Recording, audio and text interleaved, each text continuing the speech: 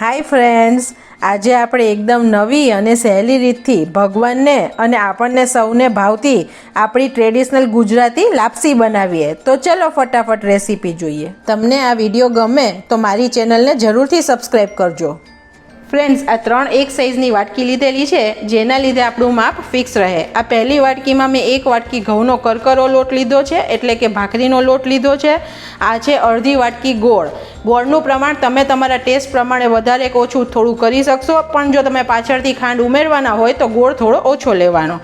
અને આ છે પોણી વાટકી પાણી। હવે સૌથી પહેલાં આપણે આ લોટને મોઈશું, એટલે કે આ લોટ આપણે બાઉલમાં લીધો છે, એક મિક્સિંગ બાઉલમાં, અને હવે આપણે એને આ તેલથી મોણ દેશું, એટલે કે લોટને મોઈશું।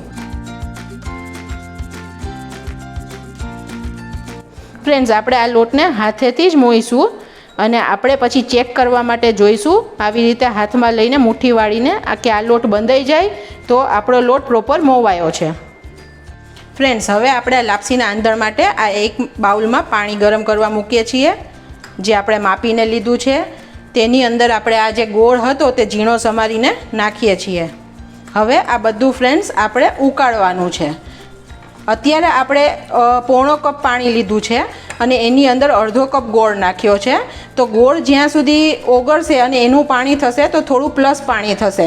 તો આપણે આ પાણી એટલું ઉકાળવાનું છે કે તે ફરીથી જૂનું માપ એટલે કે પોણો કપ જ થઈ જાય। ફ્રેન્ડ્સ, ટ્રેડિશનલ રીતે જ્યારે લાપસી બનતી હોય છે ત્યારે આવી રીતે આંધણ મૂકી આંધણ ઉકળે પછી તેની અંદર લોટ નાખી અને વેલણથી લાપસી બનતી હોય છે, અને પછી આપણે લોઢી મૂકી અને એને થવા દઈએ છીએ। પરંતુ આ એક લાંબી પ્રોસિજર છે ફ્રેન્ડ્સ, અને બીજું કે ઘણીવાર તેમાં ચીકણી લાપસી બને છે, એકદમ છૂટી છૂટી લાપસી બનતી નથી। તો તમે જો આ રીતે લાપસી બનાવશો તો એકદમ ઇઝી, ક્વિક અને બહુ જ સરસ છૂટી લાપસી બનશે।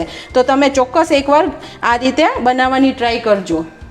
અને મારા આ વિડીયોમાં મેં છેલ્લે સુધી તમને ટિપ્સ આપી છે કે છૂટી એકદમ સરસ લાપસી કેવી રીતે બને, તો તમે મારો વિડીયો પૂરો જોજો। હવે આપણું આ પાણી બોઇલ થવા લાગ્યું છે। હવે આપણે એની અંદર 1 ચમચી ઘી ઉમેરીએ છીએ। હવે આપણે આ પાણીને ઉકળવા દઈએ છીએ, જ્યાં સુધી આપણું પાણી ઉકળીને પાછું 3/4 કપ જેટલું ના થઈ જાય। હવે આ પાણી આપણું ઉકળી ગયું છે। આપણે એને આવી રીતે એક સ્ટેનરની મદદથી ગાળી લઈએ કે જેથી ગોળમાં કોઈ કચરો હોય તો તે લાપસીમાં ના આવે। જુઓ ફ્રેન્ડ્સ, આપણું પાણી આટલું ઉકળીને પાછું 3/4 કપ જેટલું થઈ ગયું છે। હવે આપણે આ પાણીને આ લોટમાં મિક્સ કરવાનું છે। ફ્રેન્ડ્સ, આપણા ઘરે બધા શુભ પ્રસંગ કે તહેવારમાં આપણે લાપસી બનાવતા જોઈએ છીએ, તો આપણને લાપસી આવડવી જરૂરી જ છે, પરંતુ આપણાથી ઘણીવાર સારી નથી બનતી ને, તો ફ્રેન્ડ્સ આપણને બનાવવાનો કંટાળો આવે છે। પણ જો તમે આ રીતથી બનાવશો ને તો ખૂબ જ સરસ રીતે તમે લાપસી બનાવી શકશો અને એકદમ જલ્દી બની જશે। હવે આ લાપસી આપણે જો તપેલામાં નથી બનાવતા તો બનાવશું કેવી રીતે? આપણે બનાવીશું કુકરમાં। હવે આપણો આ લોટ અને ગોળનું પાણી મિક્સ થઈ ગયું છે। હવે આપણે એને આવી રીતે એક તપેલીમાં લઈ લઈએ છીએ, અથવા તો એક ડબ્બામાં પણ તમે લઈ શકશો। લોટ આપણો જરા પણ કોરો ના રહેવો જોઈએ ફ્રેન્ડ્સ, એટલું ધ્યાન રાખવાનું છે। હવે આપણે આને તપેલીમાં ટ્રાન્સફર કરી દીધું છે અને આવી રીતે સહેજ પોળું કરી કાઢીએ છીએ। હવે આપણે આને આવી રીતે એક તાસકથી ઢાંકી દઈએ છીએ। આની અંદર પાણી ના જાય એનું આપણે ધ્યાન રાખવાનું છે। ફ્રેન્ડ્સ, હવે આપણે આ કુકરમાં પાણી મૂકી અને ગરમ કરવા મૂકી દીધું છે। હવે એની અંદર હું આ તપેલી રાખું છું અને એને એવું ઢાંકણું ઢાંકવાનું કે તપેલીની અંદર પાણી બિલકુલ ના જાય।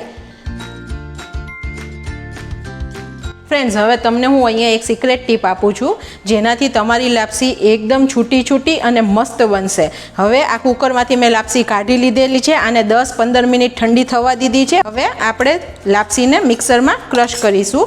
ફ્રેન્ડ્સ, આ એટલી બધી સારી ટ્રીક છે કે જેનાથી તમારી લાપસી એકદમ છૂટી છૂટી અને મસ્ત તૈયાર થશે, તો તમે જરૂરથી ટ્રાય કરજો। હવે આપણે આને ક્રશ કરીએ છીએ।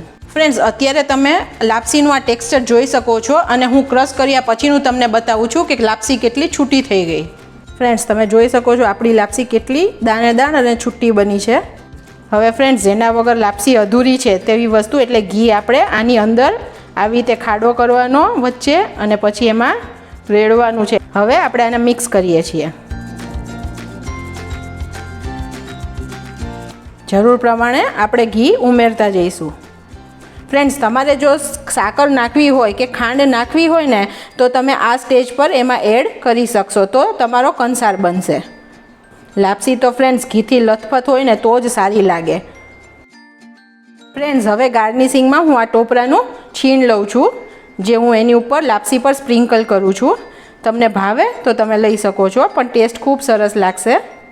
ફ્રેન્ડ્સ તમે આમાં ટોપિંગ તરીકે ગુલકંદ પણ અહીંયા વચ્ચે રાખી અને ટોપિંગ તરીકે સર્વિંગ કરી શકશો. ગુલકંદનો ટેસ્ટ પણ સરસ લાગશે. તો ફ્રેન્ડ્સ આપણી આ ટેસ્ટી લાપસી પ્રસાદ માટે કે માતાજીના નિવેદ માટે કે તમારા કોઈ પણ તહેવાર માટે રેડી